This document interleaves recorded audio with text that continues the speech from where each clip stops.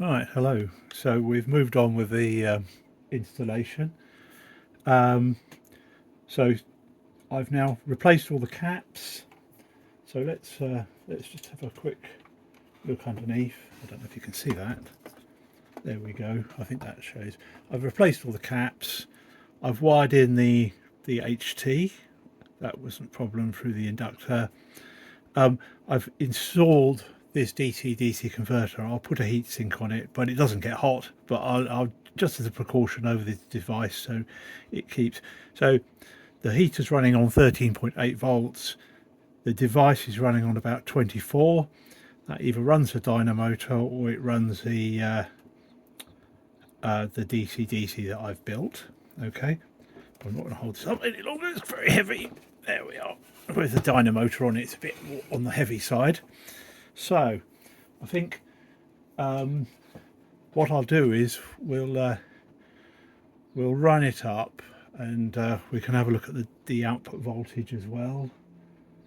Here we go. So we turn it on, it should start the Dynamotor. There we go. Lovely. And I'll connect an antenna.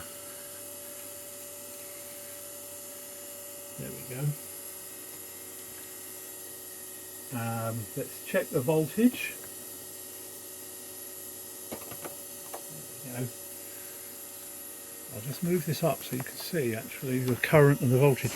So running on the Dynamotor, it's 46 watts, so that's it's taking 3.3 amps, and we're getting about 217 volts on the HT. That's quite good. Let's push that down there, and I'm quite pleased with that. What I'm going to do is I'll change over to the power pack now, this unit that I built, because as you can hear, the Dynamotor makes a fair amount of noise. Not that it's really a problem, it's more of a I wanted to be able to run the unit either on the power pack or the Dynamotor, and it's quite nice to have the Dynamotor. It's quite useful. I've seen in a lot of articles people doing restorations is to cover up these terminals on the back of the where the Dynamotor goes, because they didn't fit the Dynamotor, I think. And of course you need to, because there's 200 odd volts knocking around there. But of course with my solution it's perfectly safe, because the most you're going to get is you don't want to drop some metal across there, because it's 13.8 volts, but it's not going to cause a problem. So here we are. This is the bottom of the unit. I found these little plugs here. Get them on eBay. They're about 2.5 millimeters. They're perfect. They fit perfectly. So look, I'm going to drop this into place. It's not quite the same as elegant as the let's find a way to fit it. There we are. It's not quite as elegant as the I should turn a light on. A bit dark here. You're probably struggling to see it as well. It's not quite as elegant as the there we go. Lovely.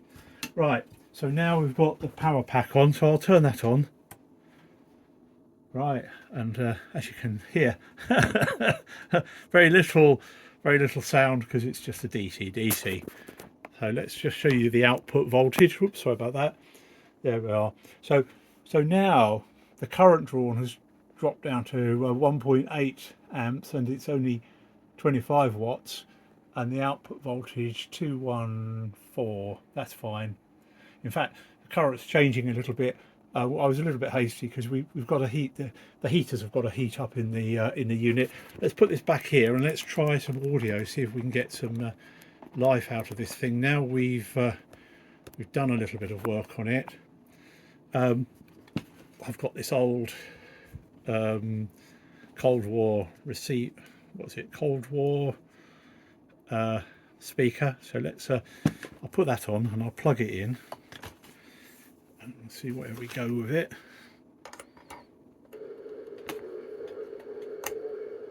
Oh, there we go.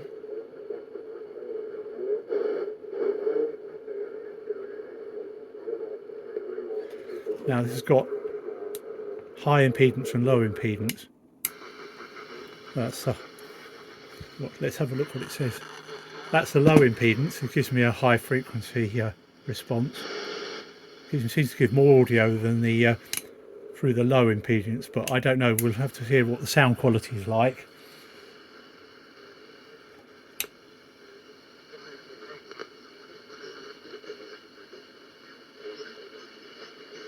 Right, so our first thing I can see is the BFO isn't running. It can't. There's no BFO in this unit, so that's something I'm going to have to address next. So this seems to be working. Let's go down.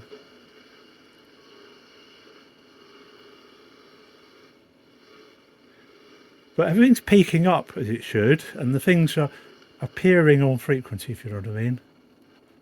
Let's just have a see if we can do any AM we can hear. I can hear some chit chat on the SSB. You can hear that, but it's obviously because there's no carrier, no BFO to beat. Don't know if there's any audio, no broadcast. No broadcast at the moment. Thank you. Oh, there we are.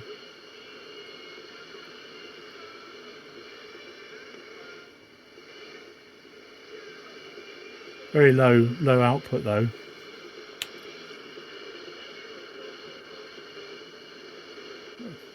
It's what, 9 in the morning here, so you won't get much. There's these familiar FT8 stuff in the right frequency. Let's go down here, see if there's anything. Some digital thing. And another digital thing. That's about as low as it'll go now. Ooh, it goes down a bit further. But no. So the next step is to investigate this. Really the last thing to fix actually is get the BFO working, and then I'll be able to demonstrate it. So I hope that's some use to people. I'm quite pleased with how things have gone so far. I don't know if I want to clean this up a little bit more at the front. I don't think I do.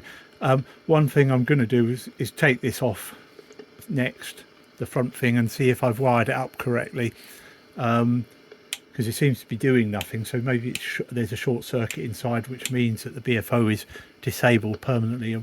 But I'm speculating. We'll have to see what comes out of things. Okay, hope you like that. I do like this beast here though, so let's turn it off and put it on the generator. There we are. It's gone quiet. And let's put that's it. And the nice thing is, there we are. Up it runs. Lovely. Nice voltage.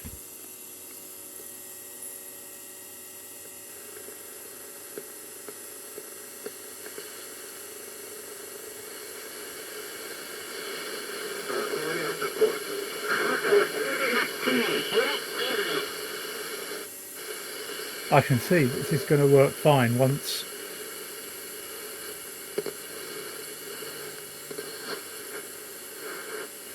as soon as really no difference between the Dynamotor, the actual noise on the set, between the DC and the Dynamotor, and I think that's a good sign. It means that any noise that the Dynamotor has created is just audio noise, not electrical noise. Let's turn it off. Hold on. There we go. Down it goes. Lovely. I'm quite pleased with the way that's working. Right. That's the end of this one. And I say, I might take a little while working out what's wrong with this BFO, but I'll come back on probably a final video once I get that fixed. Thank you for watching. Like and subscribe or something, as they say. See you later.